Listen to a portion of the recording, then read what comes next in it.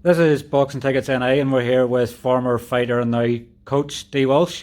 Dee, how's things? All good, Stephen. We're camps basically started for the fighters when they fight on the 24th of April in the Oval Hotel. So camps basically started now, and is where the hard work kind of begins. Fantastic, and obviously with the coronavirus and stuff out at the moment, obviously everybody's in the inkling of, well, shows go ahead, blah blah blah, but things go on as planned. Well, I heard somebody saying earlier on there that it's not really going to start hitting here for another 4 months. So hopefully we get the fights over and done with by then. Get the fighters another fight under their belt. Fantastic. So I guess obviously for anybody who doesn't know, Dee, you used to be a fighter yourself. I think you're retired now, coming up 5 years now shortly. So I think you were 12-0 as a pro with 5 knockouts. I guess obviously as everybody's always going to do, any chance of a comeback? Nah, I'm just really happy with what I'm doing now with the coaching. When I was fighting, towards the end, I kind of suffered with a bit of depression, and one of the things that was kind of getting me down was boxing at the time. And now that I'm coaching, it's far better.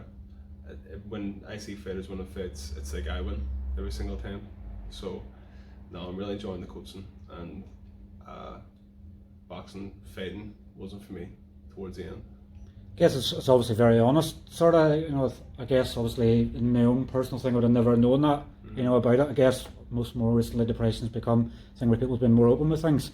But we're sort of saying when you're now training, I guess you can identify the dangers for others, and if you're getting a pride out of their victory, then it saves you getting a punch in the face as well.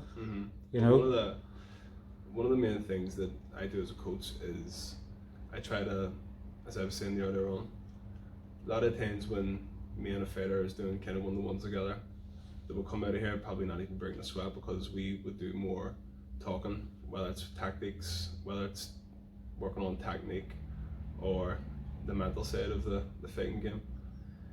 And I had a lot of good people around me when I fought, and helped me as best they could. But I think with my knowledge of being down and stuff like that I can probably help fighters mentally more than even could with other things. Fantastic. I'd say mental health's obviously a big thing for most in anything nowadays. Obviously somebody suffered very badly with mental health, which became a big spotlight, was Tyson Fury, and you obviously made your debut in Tyson Fury's card in the King's Hall. That's right. And I'm very proud to have fought on a couple of Tyson Fury's undercards because of how well that he is doing now. He's basically the king of boxing now. At the heavyweight division, he's basically took over.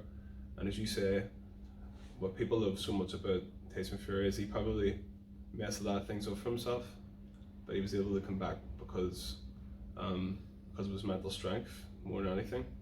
But when you're down like that, you actually don't ever think about how strong you are mentally. You only ever think about being basically in a dark hole. But he proved, and he's come back from what he's been through, to prove that you can't get out of that dark place that you sometimes dig yourself. I think the Rocky stance was, doesn't matter how hard you can keep getting hit, keep moving forward. Yes. More recently in Irish boxing, we've obviously lost some boxers recently, had to retire from the ring. With Mark McCullough, Paddy Barnes, to name a few.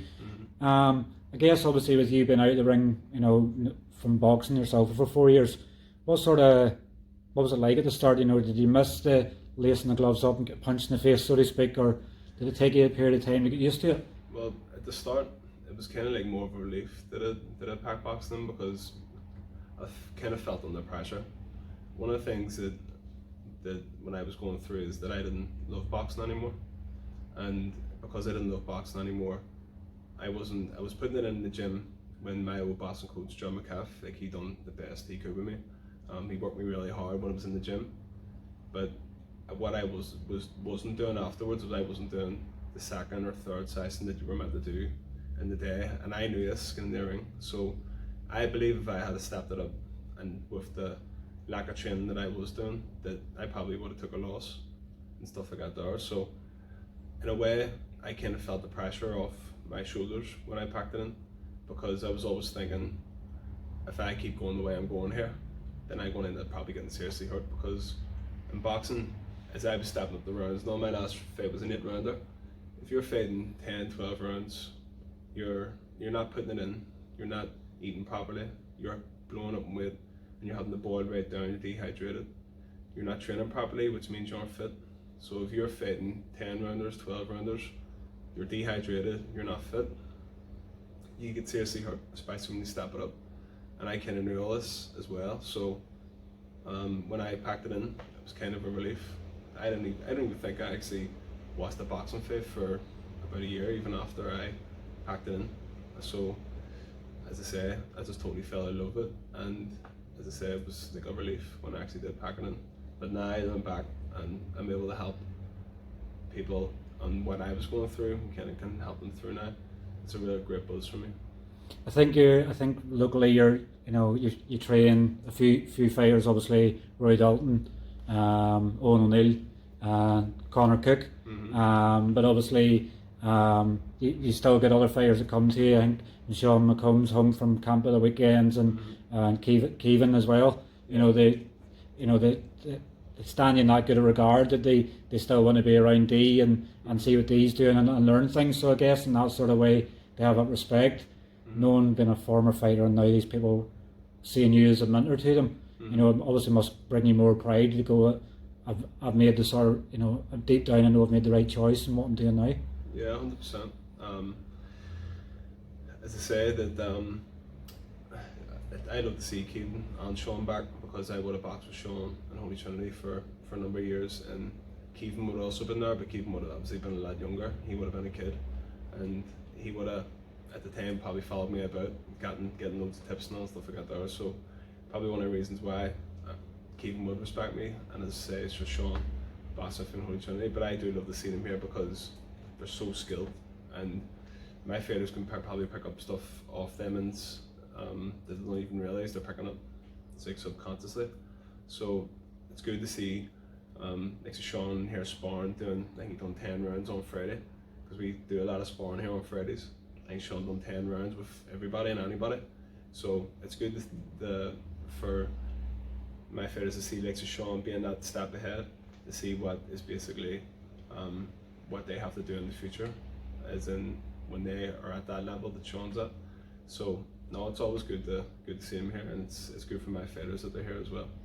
With Sean in particular, does it surprise you? Obviously, he's come along so quick and developed the pro game. From being obviously a stylish amateur and having a pedigree. Does it surprise you how easy he's taking it? Because sometimes they say turning over from amateur to the pro game, whether your game's suited to the pros.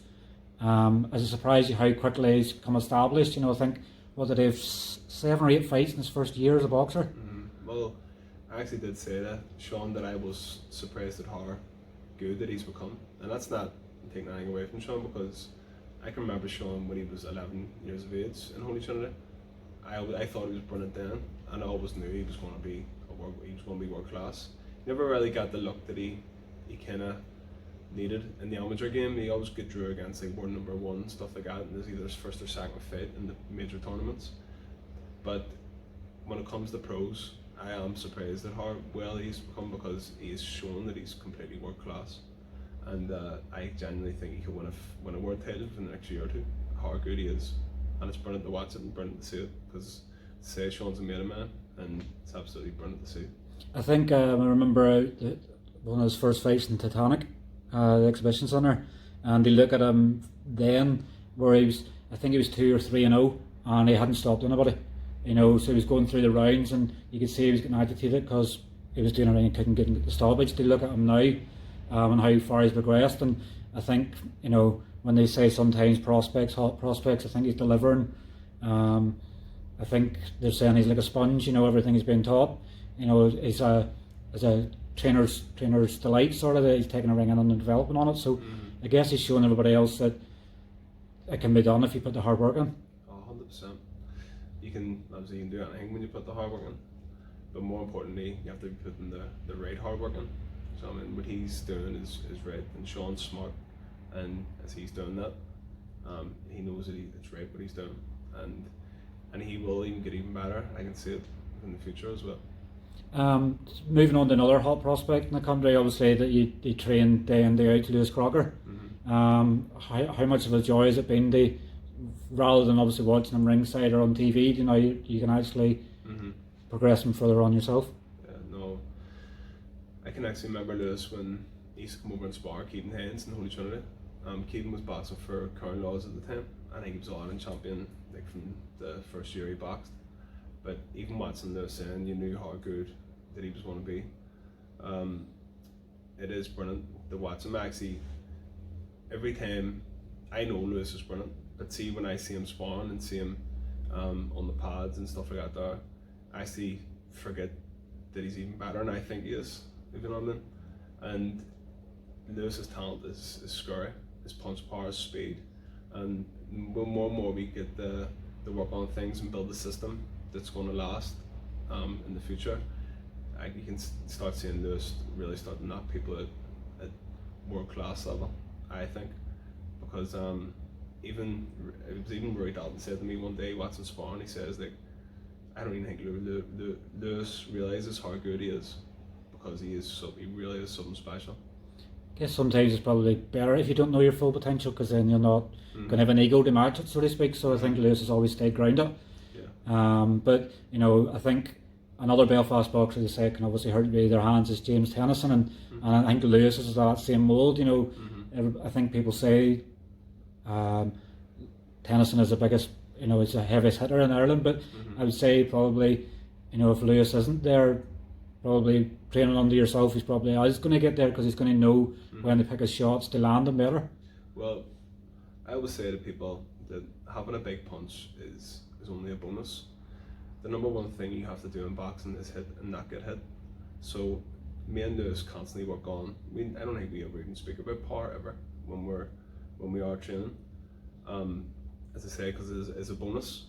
But what we work on mostly is hitting and not getting hit, and it's basically totally technical when we are doing work together, because he has the speed and he has the explosiveness to get in and out, and he doesn't have to get carried away and stuff like that. And I can see within the next year or two, like major even improvements in Lewis. Do you know what I mean?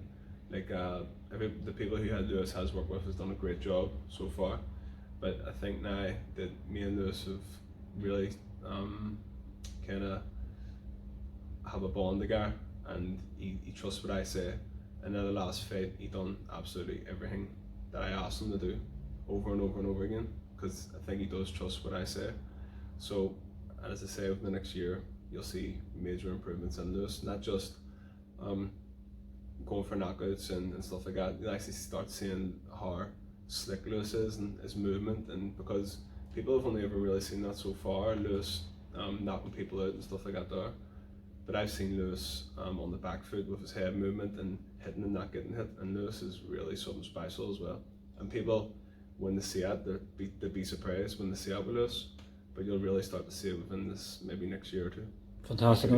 It's always very good for anybody's ears to hear that that somebody that they really highly regard is probably haven't seen the best of yet. No. Another man, obviously having the gym, obviously really good friend of yours for years, Rory Dalton.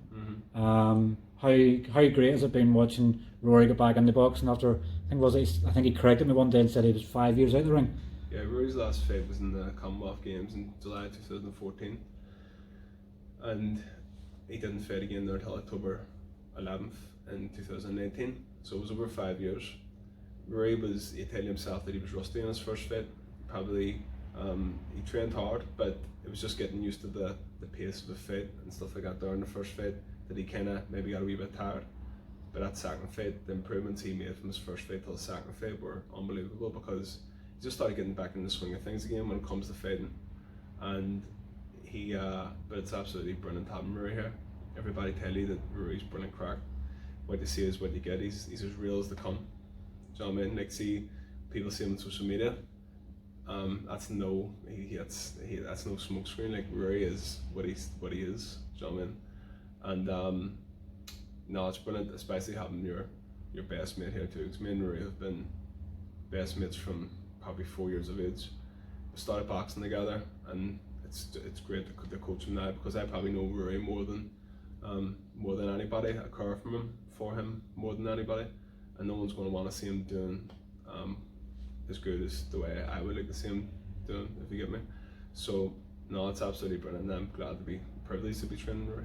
I think it's a joy to watch at the same time, because obviously the many tattoos have obviously is a different experience in life, but not only that, it's what's he going to do next in a celebration from winning, or is he going to come out as a gangster again, or I think he's suffering a bit with the flu at the moment, so I think he might have coronavirus. So he's not going to the gym until that clears up.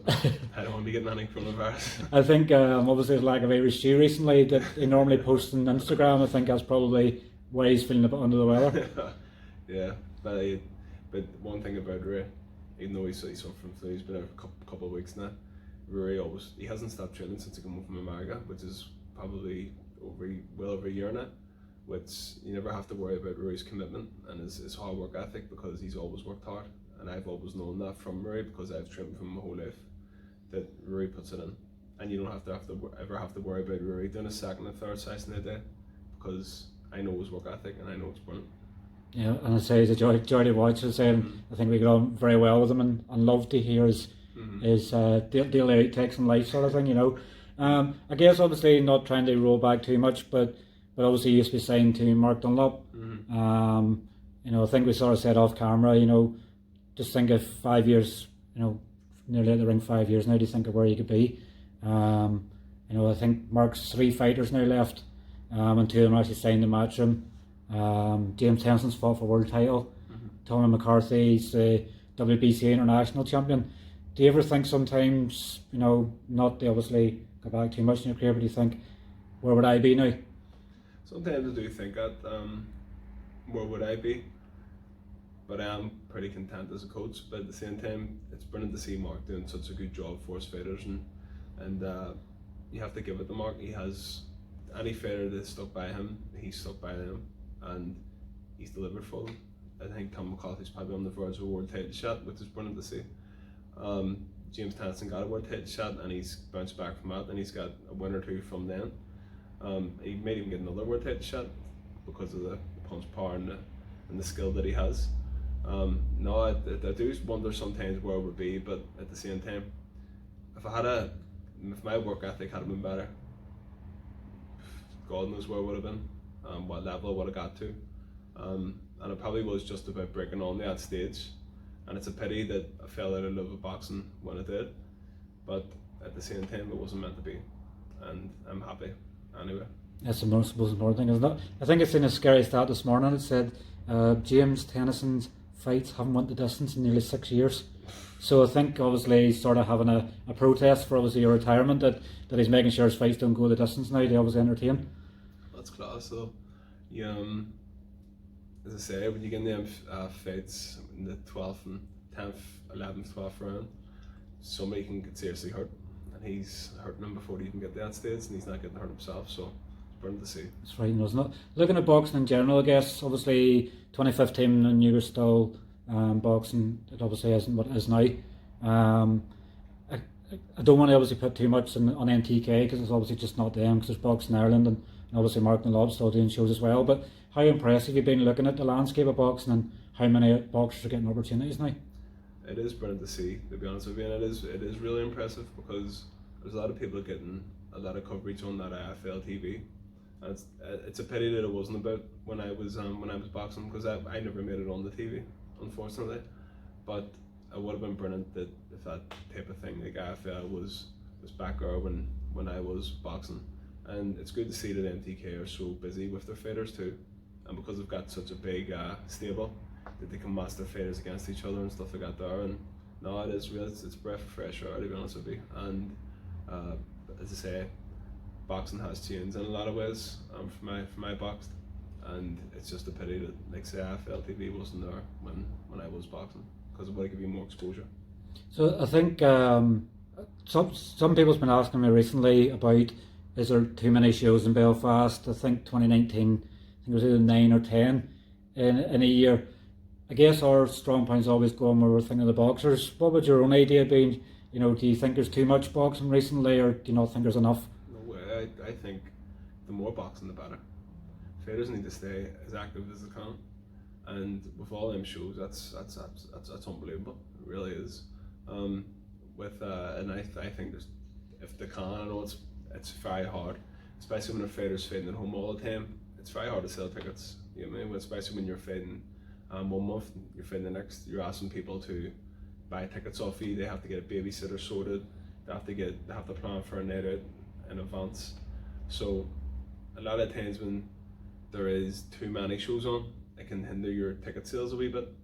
But at the same time, if you can get through it and get by, more fights the better, more shows the better, 100%. And as a coach, I can't get enough of it as well, because I want to be as busy as possible so I can gain more experience, and I want my fighters to be as busy as possible because obviously it's more fights under their belt. I think the way we sort of look at it sometimes is, you know, sometimes people accuse people of being an armchair sport in football. If we can get 25,000 to Windsor for one night for a boxing show, then there's no reason why we can't get 1,500, say in the Ulster Hall, 1,200 I think it holds. There's no reason why that can't happen once a month, because where do the supporters go? Yeah. You know, do they only come out for big fights, or are they going to entertain every fight if they're good cards? Well, apparently back in the day, the Ulster Hall used to hold shows sometimes a couple of times a week. I don't know if it's sure or not, but at the same time, you used to look at the old fighters from Belfast and they've got crazy records.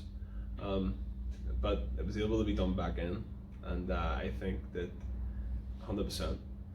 Boxing is growing more and more in Belfast. I think it took a wee dip there, maybe say 15 years ago. There wasn't as many pros of it as there is now, but I think it's a great thing that there's so many pros of it. So why not? So why could there not be 1,500 people in the Ulster Hall once a month? It'd be absolutely brilliant if they could do it as much as possible. I think York Hall nearly seems to have taken over that mantle now. I think there's nearly a show. There's some weekends there can be a show on Friday, Saturday.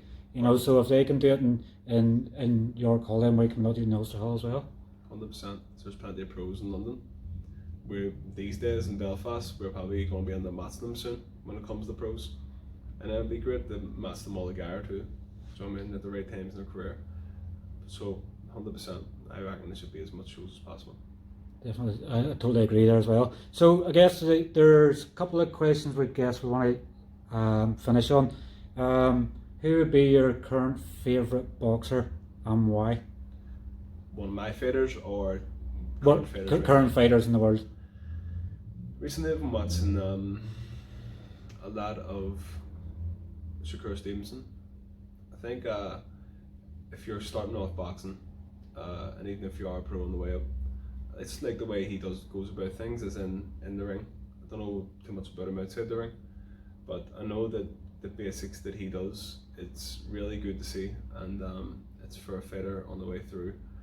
I would recommend to watch Shakur Stevenson before anybody, because he does things so well and does things so basic and so simple. But at the minute, I'm enjoying watching him, because the more boxing I watch, then the more I'm able to break it down to my fighters. And when I love Canelo, I love Lomachenko, but at the minute, the one coming through standard to me is probably Shakur Stevenson. And who would be your best fighter overall? I know you've obviously spoke recently of who you loved in the ring and who you loved out of the ring. In a general overall package, who would be number one? Because he was so good in the ring, I love Floyd Mayweather. Like, Floyd Mayweather is what Shakur Stevenson is now. That's what Mayweather was, but better. Like back when I was watching boxing, I think I probably stayed up for every Floyd Mayweather fight from like 2001 up until he stopped boxing, because I used to watch what he done and I used to try to copy him, because he is the master of hitting and not getting hit, what boxing's all about. So he was the one who I really looked up to inside the ring. Outside the ring, not so much, but at the same time, inside the ring, he was the one who I would have tried to copy the most. And because I did try to copy him, I actually adapted a good style because of it. And I know another one you really loved was Andre Ward. Probably another boxer that probably had still more to give to boxing, but obviously decided that enough was enough. Well, I love Andre Ward, even listening to what he says about boxing, and how he goes about things, and how he thought, and stuff like that there. So I would even still listen to his interviews, because I think he's absolutely, he's a brilliant guy, and I think he's a really great role model for the sport. So yeah, I love Andre Ward inside the ring and outside the ring, but when it comes to inside the ring, I don't think it was anybody better than Floyd Mayweather. Totally agree, and I guess I like your opinions on both. Just want to finish on one final thing. Obviously, it's about to be announced. Carl Frampton fighting Jamel Herring here in Belfast. Obviously, is it hard to imagine? Obviously, I think Carl and himself was one that probably said he overachieved, and there was people that were better than him in boxing. How much do you think it would mean to Irish boxing to have a 3-weight world champion? Oh, it'd be amazing. That would probably be the most successful boxer in Irish boxing, having the 3-weight world champion. No, it'd be absolutely brilliant, and it would be, because Frampton says that he wasn't the most talented and whatever. There's probably fighters out there at the minute who are young and probably struggling a wee bit at the minute because there's more talented fighters than them.